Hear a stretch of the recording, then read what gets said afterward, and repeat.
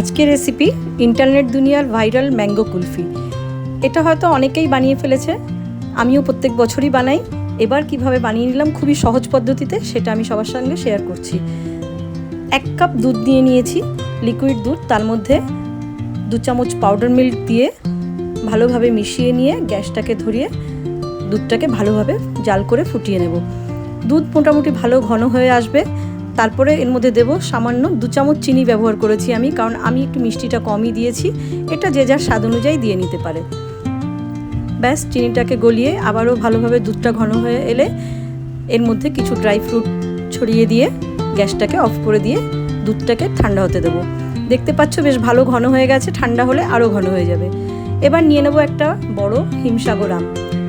আমের মুখটা একটু সুন্দর করে একটু বড় করেই কাটতে হবে, খুব ছোট কাটা যাবে না, একটু বড় মাপের কেটে নিয়ে আমের মুখটাকে সরিয়ে রাখবো।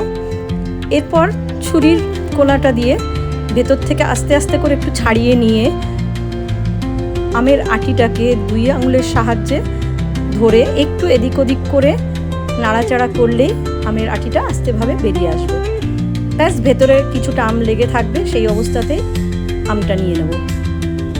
এতক্ষণে দুধটাও ঠান্ডা হয়ে গেছে, হাত দিয়ে দেখে নিলাম, চেক করে ঠান্ডাই হয়ে গেছে। আমি এই টেস্টটাকে আরও সুন্দর করার জন্য এর মধ্যে ব্যবহার করেছি বাজার থেকে আনা একটা রাবড়ি টেস্টের কুলফি। আমি কোনো এলাচ কিংবা পেস্তা এসবের টেস্টের ব্যবহার করি না আমের সঙ্গে, কারণ আমের নিজস্ব একটা এত সুন্দর গন্ধ আছে। এর মধ্যে অন্য কোনো ফ্লেভার দিলে আমের মিষ্টত্ব, আমের গন্ধটা নষ্ট হয়ে যায়। আমি সেজন্য এখানে একটা রাবড়ি কুলফি ব্যবহার করেছি। ব্যাস, এবার চামচে করে আস্তে আস্তে পুরো আমের মধ্যে ওই দুধটাকে কুলফি সমেত দিয়ে দেবো।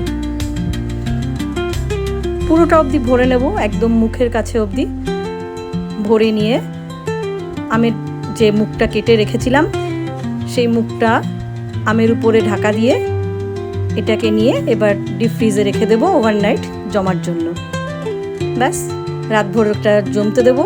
পরের দিন একটা আমি সকালবেলা বার করেছি, করে আলতোভাবে খোসাগুলোকে ছাড়িয়ে নিয়ে খুব সুন্দরভাবে গোল গোল করে কেটে নিলেই রেডি হয়ে যাবে ম্যাঙ্গো কুলফি। দুর্দান্ত লাগে এটা খেতে। একবার এইভাবে বানিয়ে ট্রাই করে দেখো সবাই, দারুণ লাগবে।